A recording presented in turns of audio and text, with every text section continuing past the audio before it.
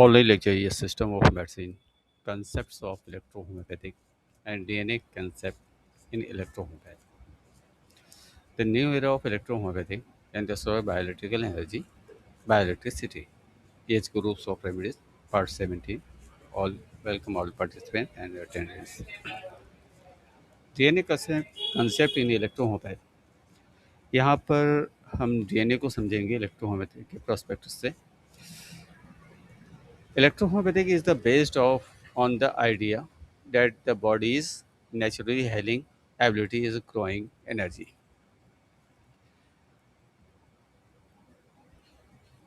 Bioelectrical forces and cellular integrity. The DNA deoxyribonucleic acid DNA का full form है as the blueprint of life plays a crucial role in regeneration, disease of prevention, and overall health. Overall all health. Electrohomeopathic focus on stimulating, protesting, and repairing DNA to ensure optimal function of the body. Electromagnetic का जो base है body को naturally help करना, ठीक करना और उनकी ability को बढ़ाना एनर्जी के थ्रू। वो एनर्जी जो इसमें एनर्जी यूज़ करी जाती है वो बायोलिटिकल फोर्सेस को दिया गया है and cellular integrated internal cell के ज़रिए। डीएनए जो है एक डीऑक्सी राइबोन्यूक्लिक एसिड को कहा जाता है एज द ब्लूप्रिंट। ये जो है ब्लूप्रिंट है हमारी लाइफ का, जिसमें आँख का कलर, बॉडी का कलर, हेयर स्टाइल या जो हैबिट है वो सारी चीज़ें ये अ, एक जनरेशन से दूसरे जनरेशन में ट्रांसफ़र करती है। इसी के थ्रू हमारी डिजीज़ भी ट्रांसफ़र कर जाती है। डीएनए जो पेरेंट्स से प्रिपेयर होकर बॉडी में फिर बच्चे में आता है, इसके थ्रू जो डिजीज़ है वो सर्वाइव कर जाती है next generation.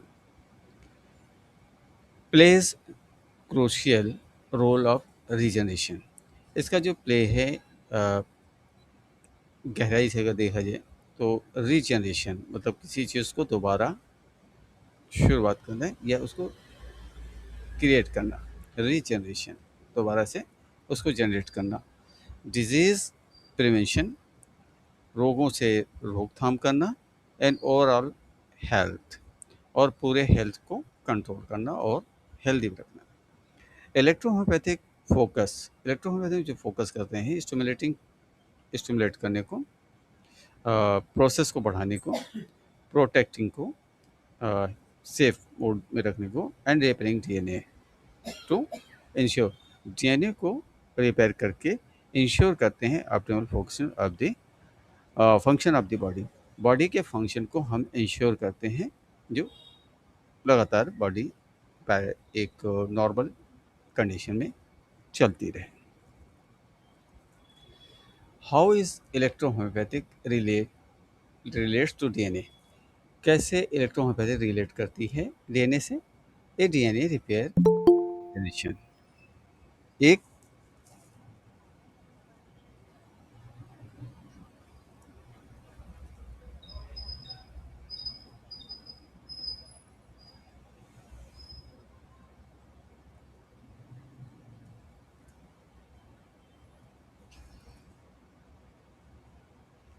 A DNA repair and cellular regeneration. जो एक ग्रुप है उसमें हम देखते हैं डीएनए के रिपेयर होने को और सेलुलर रिजेनरेशन को किस तरीके से करता है electrohomeopathy. Certain electrohomeopathic remedies stimulate DNA. पहला काम जो इलेक्ट्रोहोम्योपैथिक रेमेडीज का है, स्टिमुलेट करती है डीएनए रिपेयर को, मैकेनिज्म को। Helps restore damage genes. ये मदद करती है डैमेज जीन्स को रीस्टोर करने के लिए। Preventing mutations and disease. Prevent करती है, बचाव करती है म्यूटेशन और डिजीज से। Support stem cells activity.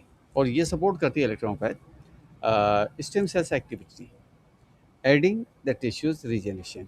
और ये जोड़ती है टिश्यूज़ के रीजनरेशन, दोबारा पैदा करने का। B, detoxification of and DNA protection. इसमें हम purifies the blood and lymph system. इसका जो पहला स्टेप होता है, पेरिफाई, लिम्फ को पेरिफाई करना और ब्लड के सिस्टम, यूँ कह सकते हैं, purifies the blood and lymphatic system. ये ब्लड सिस्टम और लिम्फेटिक सिस्टम को दोनों को पेरिफाई करता है, रिड्यूसिंग डीएनए डैमेज टॉक्सिन्स। और ये रिड्यूस करता है, निकालता है डीएनए के अंदर से डैमेजिंग टॉक्सिन्स को, जो डीएनए को नुकसान पहुंचा रहे हैं या डीएनए को जिससे नुकसान पहुंचा हो। प्रोटेक्टिंग अगेंस्ट ऑक्सीडेटिव स्ट्रेस, ये प्रोटेक्ट करता है किसी भी तरीके की ऑक्सीडेटिव स्ट्रेस से, which is cause DNA mutation, जो क्रिएट करता है डीएनए म्यूटेशन के लिए। C, energy flow and bioelectrical balance. ये energy, DNA carries and electromagnetic field.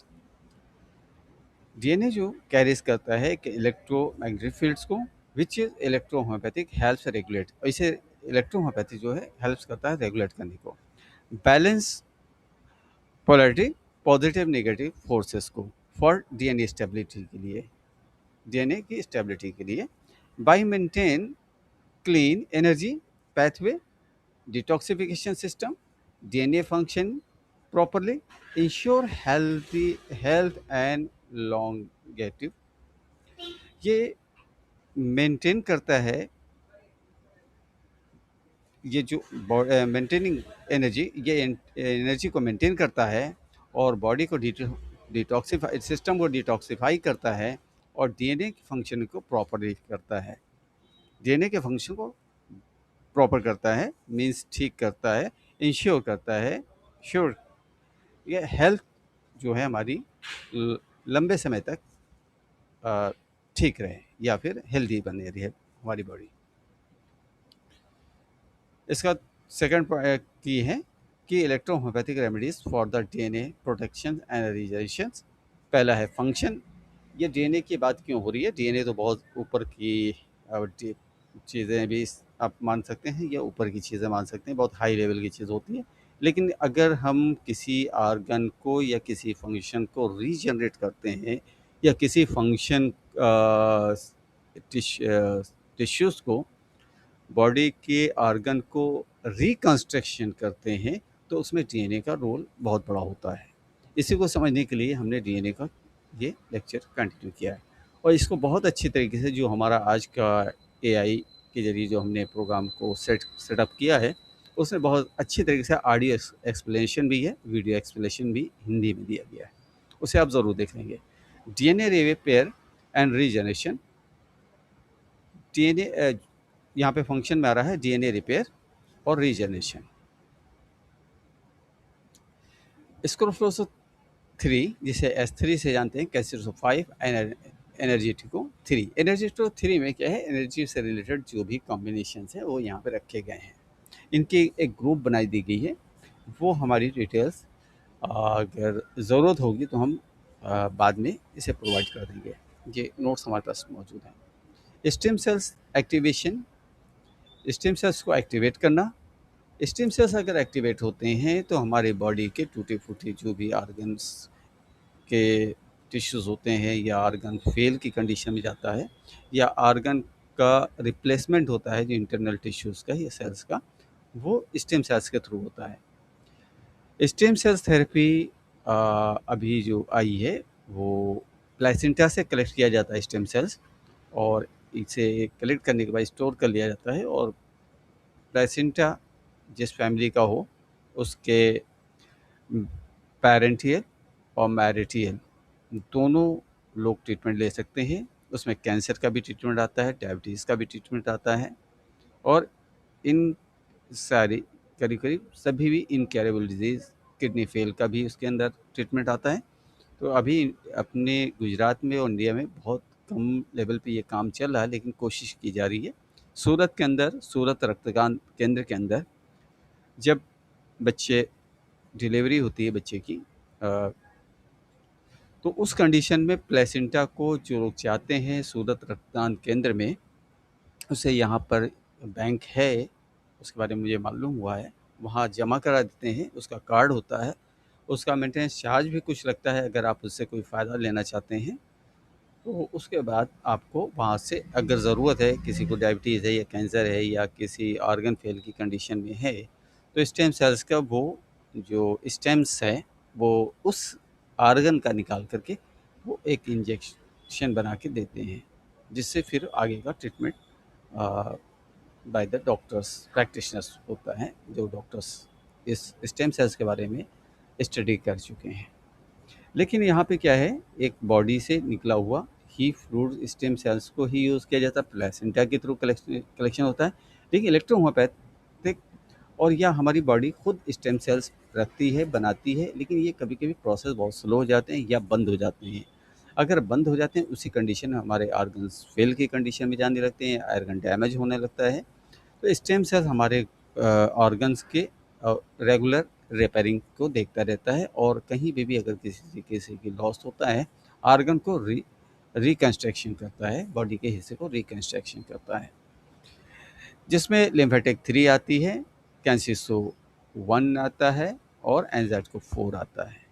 इसके साथ हम अगर देखते हैं तो अगर बोन मैरो की मेडिसिन है, ये बोन मैरो से निकाला जाता है स्टेम सेल्स, तो बोन मैरो के लिए हम C4 का भी इस्तेमाल करते हैं। यहाँ पे हम डाल देते हैं C4 को भी, जिससे कि कोई कंफ्यूजन ना रहे।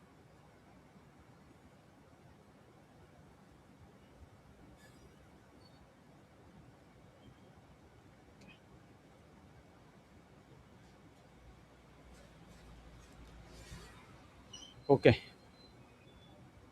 एंजाइटो 4 एक एंजाइटो 4 कोई मेडिसिन नहीं है। एंजाइटो 4 जो है कंपाउंड मेडिसिन बनाई गई है, अलग अलग रिसर्च सेंटर के जरिए बनाई गई है। डेटा में मौजूद होने की वजह से ये एंजाइटो 4 लिया गया है, वरना एंजाइटो 3 ली जाती है यहाँ पे। ब्लड एंड लिम्फ प्योरिफिकेशन, इसमें लिम्फेटिक को 1, एंजाइटो 2 और स्क्रोफोसो 2 को लिया गया है। प्रोटेक्शंस फ्रॉम जेनेटिक डिसऑर्डर, इसमें कैंसर 3, स्क्रोफोसो 5, वर्बिफिगो और वेनेरियो को लेते हैं। एक मिनट, इसको भी ऐड कर देते हैं।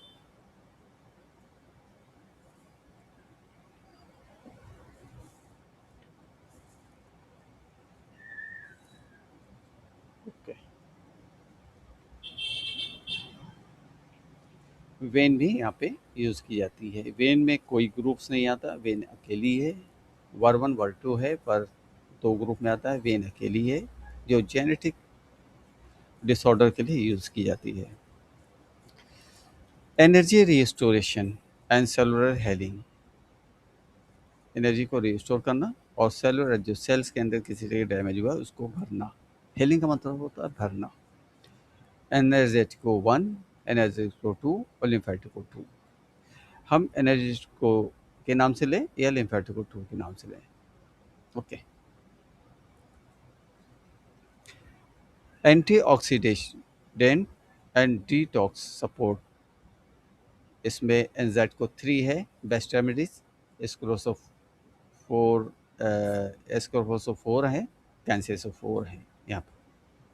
These remedies help protect, repair and maintain DNA integrity naturally. Third में जाते हैं application method for DNA repair and protections, किस तरीके से अप्लाई करते हैं और मेथड हैं, किस तरह के मेथड अपनाते हैं डीएनए रिपेयर और प्रोटेक्शन के लिए। मेथड में आ जाता है ओरल ड्रॉप डाइल्यूशंस में यूज़ किया जाता है। How it's work, absorb into the blood reaching DNA, ये एब्जॉर्ब करता है ब्लड के थ्रू और डीएनए तक पहुंचता है। Best use for the all systematic condition, और इसका सही तरीके से इस्तेमाल करना सभी कंडीशन में सिस्टम के थ्रू बेहतर होता है। If electrification therapy enhance cellular bio energy, जो इलेक्ट्रोहोम्योपैथी की जो इलेक्ट्रिसिटी है उसके बारे में यहाँ कहा गया है। इस तरीके से cellular bio energy for DNA stability के लिए यूज़ की जाती है, जिसमें जेनेटिक एंड क्रॉनिक डिजीज़ दोनों आ जाती हैं। Lymphatic drainage therapy remove the toxins that harm DNA. Lymphatic drain के थ्रू जो है रिमूव करते हैं बॉडी के जो टॉक्सिन्स हैं उसको, और हार्म डीएनए, डीएनए के अंदर जो भी नुकसान पहुंचाने वाली चीज़ है उसको ड्रेन किया जाता है। कैंसर तो कैंसर, ऑटो इम्यून डिसऑर्डर, जो इलेक्ट्रोहोम्योपैथी के लिए आज क्योर माना जाता है, कहते भी हैं, लेकिन एविडेंस नहीं मिल पा रहा है, जिसके वजह से एविडेंस का मतलब होता है कि केमिकल बॉडी में जाता है, उसे क्रिएट होते हुए फंक्शन दिखते हैं, तो उसे एविडेंस माना जाता है। लेकिन इलेक्ट्रोहोम्योपैथी में बॉडी जो मेडिसिन है इंटरनल जाके वर्क करती है, एक्सटर्नल कोई रिस्पॉन्स नहीं बताती, जिसकी वजह से अभी डेटा मौजूद नहीं है। लेकिन आगे आने वाले वक्त में कोशिश जारी है, डेटा हो सकता है अवेलेबल हो जाए। Massage and compress boost circulation for nutrient reaching healing, skin nerve और रिजनरेशन के लिए यूज़ किया जाता है इसका। A combination of internal and external application, अंदरूनी और बाहर, अंदर से और बाहर दोनों तरीके से अप्लाई जब करते हैं, एक्सेलरेट करता है, स्पीड को बढ़ा देता है डीएनए हीलिंग एंड प्रोटेक्शंस को।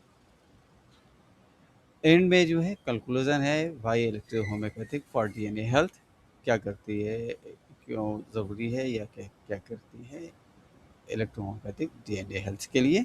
Support natural DNA repair, support करती है नेचुरल तौर पे डीएनए रिपेयर को और रीजनरेशन को।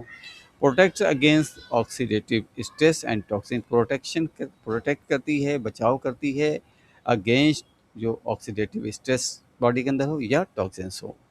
Restoring energy balance for healthy genes expression, ये रीस्टोर करती है एनर्जी बैलेंस को, जिसकी वजह से हेल्दी जीन और एक्सप्रेशंस मिलता है। सेफ है, ये नॉन टॉक्सिक है एंड हेंस इस तरीके से ओवरऑल वेल बीइंग ये सब तरीके से अच्छी है, अच्छी मानी जाती है। Thank you. आज का लेक्चर यहाँ ख़त्म होता है। किसी तरीके का कोई अगर डाउट्स हो तो आप पूछ सकते हैं।